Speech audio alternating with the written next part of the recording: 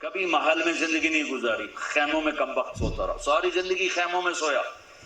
چنگیز خان دنیا کا سب سے بڑا فاتح، ساری زندگی خیمے میں سویا، کبھی محل میں نہیں سویا۔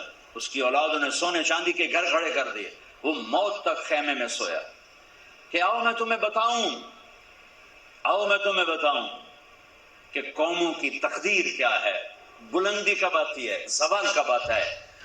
جب شمشیر ہوتی ہے، تیر و تلوار کے نغمے ہوتے ہیں تو یہ اوپر اٹھتے ہیں، اور طبلے کی تھاپ ہوتی ہے، اور سارنگی کی سر ہوتی ہے، اور گانے والی کیا آواز ہوتی ہے، تو پھر وہ قومیں سو جاتی ہیں، ڈوب جاتی ہیں، ہلاک ہو جاتی ہیں، تباہ ہو جاتی ہیں۔ تم شریعت کو بیچ سے نکال دو، تاریخ کو بیچ میں لاؤ کہ قوموں نے عروج کیسے پکڑا، زوال کیسے آئے۔ سارے حکمران ڈوبے ہوئے تھے سارنگیوں میں، کنیزوں میں، تو اللہ نے انگریز بھیجا، جاؤ ان سب کو جوتے مارو اور ان کو تخت سے کان سے پکڑ کے اتار دو۔ آخری میں ٹیپو سلطان تھے، لیکن جب کوئی قوم ڈوبتی ہے تو ایک فرد مشکل سے ہی کسی کنارے لگا سکتا، لہذا اپنی جان کی قربانی دے گئے۔ 1799 4 مئی 1799 دریائے توی وہاں بہتا ہے، اس میں اپریل کے اینڈ میں سیلاب شروع ہو جاتے ہیں اور فوجیں رک جاتی ہیں، لیکن میرے اللہ کو مسلمانوں کا اقتدار ختم کرنا تھا، تو اس سال موجیں نہیں ہیں، سیلاب ہی نہیں ہے، دریا خشک پڑا تھا۔ اور انگریز کی مدد کرنے والے کون؟ نظام الدین، حیدرآباد کے مسلمان حکمران۔ مرہٹے تو چلو ہندو تھے۔ جب ضمیر سوتا ہے، جب حکومتیں کیوں چھینی کہ ٹیپو جیسے شاہ سوار کے لیے، شیر نر کے لیے نظام الدین کی فوج آ رہی، مسلمان فوج آ رہی، اس کے لیے تو انہیں ڈوبنا چاہیے، انہیں مرنا چاہیے، انہیں غلامی کا توق پہننا ہوگا۔ میرے رب کا نظام ہے، میرے رب کا قانون ہے کہ یہاں نااہل کو نہیں بٹھایا جا سکتا، اہل ہی آتے ہیں تو نظام چلتا۔ وہاں میر صادق جڑ گیا، ادھر میر جعفر جڑ گیا۔ این جب وہ اگر یہ نہ بھی ہوتا نا تو بھی ہو جانا تھا۔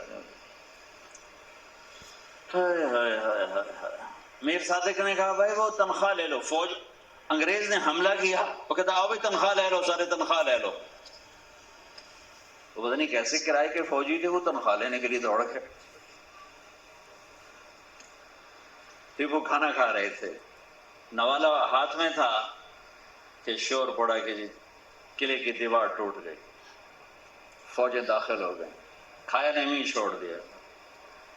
شیر کی ایک دن کی زندگی گیدڑ کی 100 سال کی زندگی سے بہتر ہے۔ انہیں پتا تھا کوئی راستہ نہیں ہے، اپنی جان کا نذرانہ دیا تو جنرل ہیرس نے کہا آج ہندوستان ہمارا ہے۔ پھر میرے اللہ کی رحمت متوجہ ہوئی، میرے اللہ کا غیبی نظام حرکت میں آیا، اور اللہ نے اس دھرتی کو، اس خطے کو وجود میں دینے کا ارادہ فرمایا، اور اس کے لیے اللہ تعالیٰ نے چند تڑپتے دلوں کو پسند کیا اور چند بے قرار روحوں کا انتخاب فرمایا۔ رونے والے مل جائیں نا تو بڑے بڑے کام ہو جاتے ہیں، کہ آنسو بڑی طاقتور چیز، بے قرار کا آنسو ترم برم کر دیتا ہے فضاؤں کو، اور ہل جاتے ہیں آسمان کے سارے دروازے، کوئی بے قرار ہو کر اسے پکارنے والا ہو۔ امن یجیب المضطر اذا دعاہ ویکشف السوء۔ تو میرے اللہ نے اپنے غیبی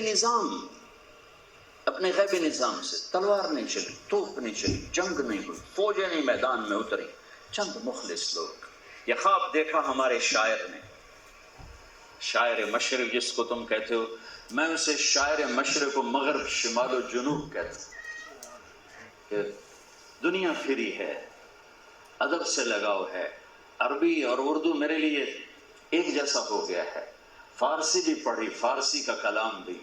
ہماری جماعت گئی 1996 میں انڈونیشیا، وہاں جنرل حبیبی اس وقت وہ تھے صدر تھے لیکن وہ بنائے گئے تھے الیکشن کروانے کے لیے، ایکٹنگ پریزیڈنٹ تھے، وہ 6 مہینے کے لیے بنائے گئے تھے. ہماری جماعت ان سے ملی تو وہ فرمانے لگے کہ آپ لوگوں کو پتہ ہے کہ آپ لوگوں کا ہمارے اوپر ایک احسان ہے کہ ہم نے یہاں تحریک آزادی جو چلائی، آپ کے 2 آدمیوں کے پیغام کو اپنی زبان میں ٹرانسلیٹ کر کے، آپ کے اقبال کی شاعری کو اور آپ کے محمد علی جناح کی تقریروں کو ہم نے اپنی زبان میں ٹرانسلیٹ کیا اور اپنی نوجوان نسل کو یہ پیغام دیا اور ہم نے انہیں ابھارا اور پرتگال کے سامنے کھڑا کیا اور اپنے آزادی.